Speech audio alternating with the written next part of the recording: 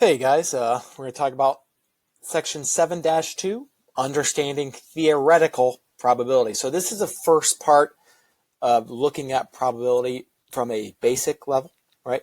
There's theoretical probability we'll talk about on this video. In the next video, we'll talk about experimental probability. So let's focus today on theoretical probability. So example 1, use theoretical probability to make predictions, okay? So it says Talia and Yoshi design a game for the school fair. Contestants will spin the pointer and win a prize if it lands on either of the two red sections. Okay, I'll highlight that. Our question then is, how can Talia and Yoshi determine how many people are likely to be winners if 500 people play their game? Okay, so here's our spinner on the right. We see two red spinners. So how do we figure out how many people will win if 500 people play the game? So step 1, we're going to determine the total number of possible outcomes. So if you remember from 7-1, an outcome is basically all the possibilities that something will happen. So basically all the different colors on that spinner. So let's go ahead and look at all of them. So what we should find out after we look at all the different colors and count them up, the pointer could land on any of the 16 sections. So there are 16 possible equally likely outcomes.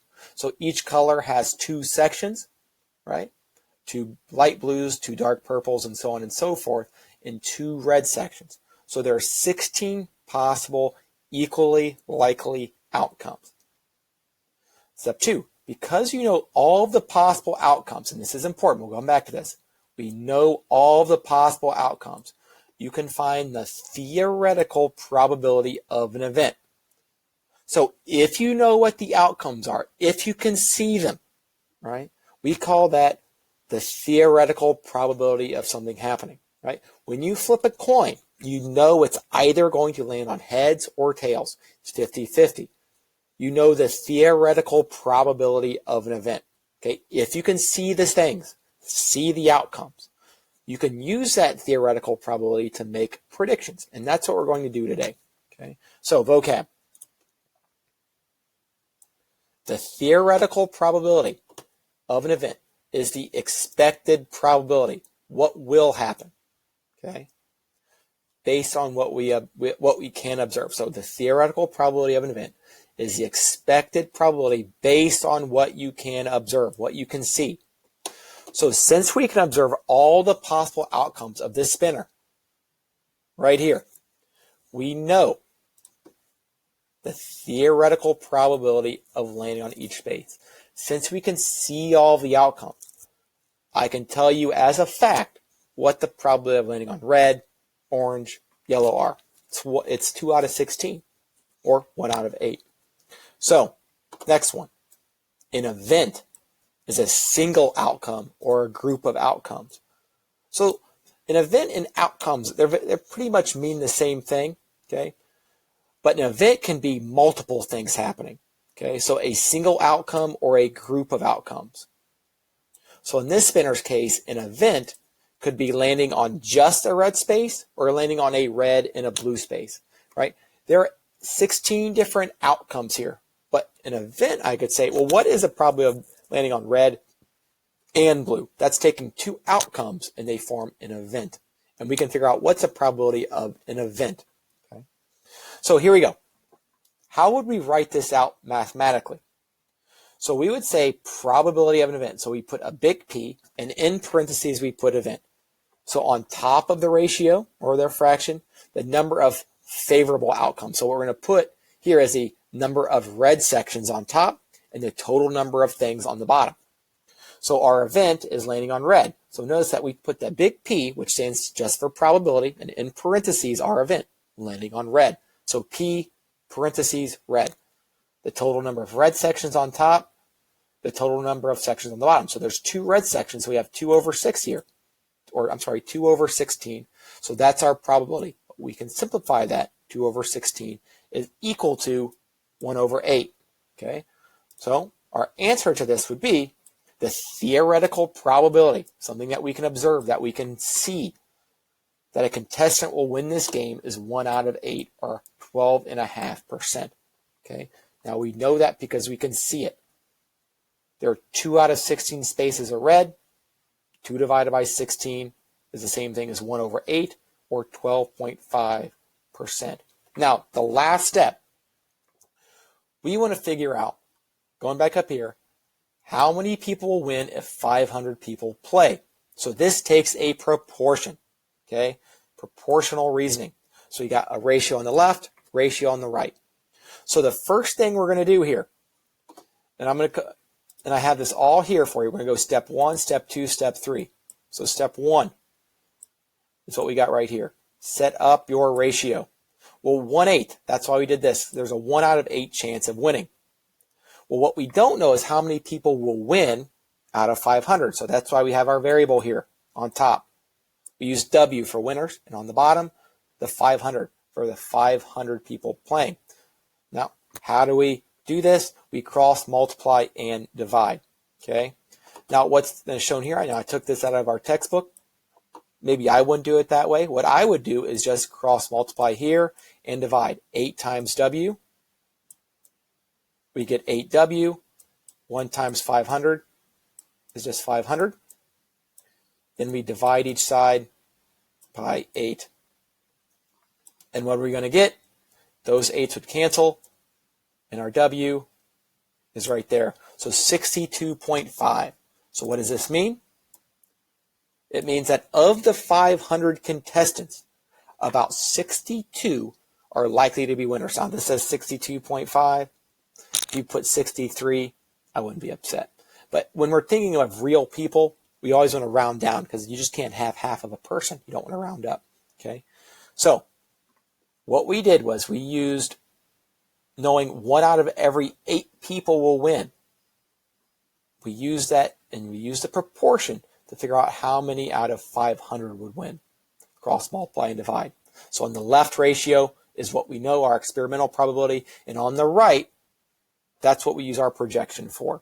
Okay, W over 500. Okay, let's go to the next page. Okay, example 2. Determine theoretical probability.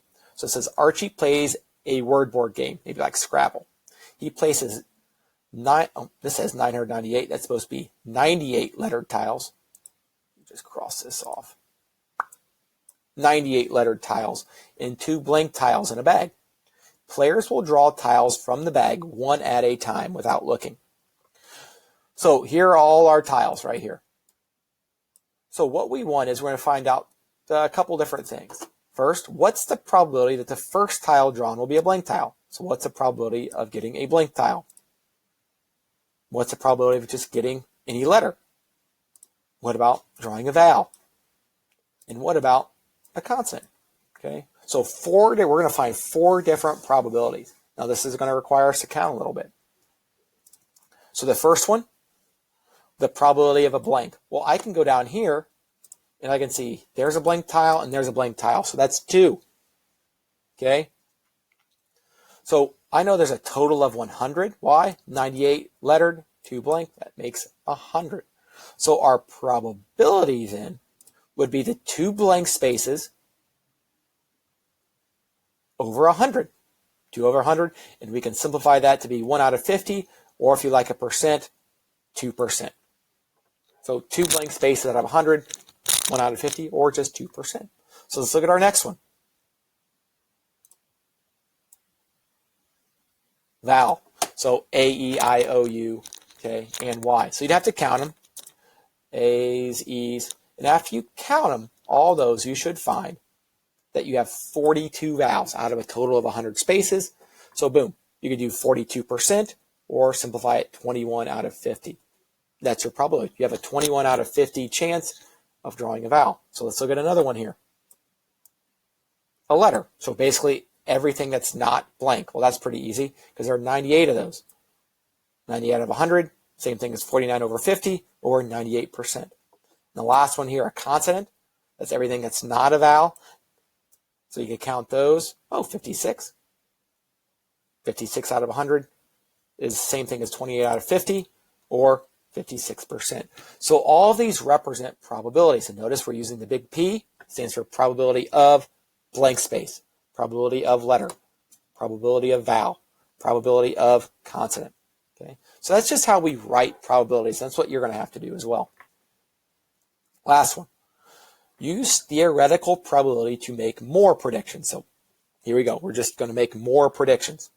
So it says Joaquin also designs a game for the school fair. Contestants roll 2 number cubes, so now they're rolling 2 dice at the same time. If the sum of the numbers on the 2 cubes is 7, the player wins. About how many winners should Joaquin expect if 500 contestants play the game? So step 1, we want to make a table listing all of the possible sums. So if we look in this table, this side here represents 1 cube. What if you roll a 2, 3, 4, 5, 6? This one represents a second cube. So basically, we're going to fill out this table by adding, right? 1 plus 1 is 2. 2 plus 2 is 4, and so on, right? 5 plus 3, 8. And that's how this box is. So this, we're just adding up all the combinations. So what we did here was we found all the ones that added up to 7, right? Because that's what the winner is. And we said, out of the 36 total combinations, there are 36 different squares. Also, 6 times 6 is 36. I can find that too. There are 7 out of 36, right?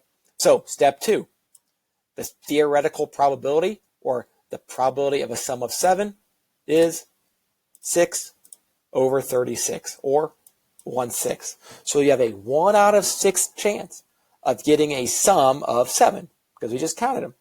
6 spaces out of a total of 36, 1 out of 6. Now we want to, once again, use a proportion. So just like we see here, on that left side, we're going to have 1 out of 6. And on the right side, we're going to have W out of 50, or W out of 500. The exact same setup as the one on above, and the exact same setup you'd use all the time. Now, once again, the second step the textbook uses is a little different than what we like to do. We like to cross multiply and divide. So I'd want to take 1 times 500, which is just 500. I'd want to set that equal to 6 times W, which is just 6W. Divide by 6, because it's next to our variable. Those 6's would cancel, and we get 500 divided by 6 is 83.3. So what can we say here in the end? Of 500 contestants, Joaquin should expect about 83 winners. Boom. And that's how you got to use it. Now, this can be a little difficult, but we just want to set up a proportion. So theoretical probability always goes on the left. What we don't know goes on the right. So a little review here. Okay, you can determine the theoretical probability of an event if you know all the possible outcomes. So I'm going to highlight that again. That's a good sentence. Theoretical probability of an event, or P of event, if you know all the possible outcomes. Okay. You can use the theoretical probability and proportional reasoning. So proportional reasoning to make predictions, okay, by setting up a ratio. So this is good here. Number of favorable things out of total, right? That's our theoretical probability, is equal to the number of winning outcomes over the total number of possible outcomes, okay?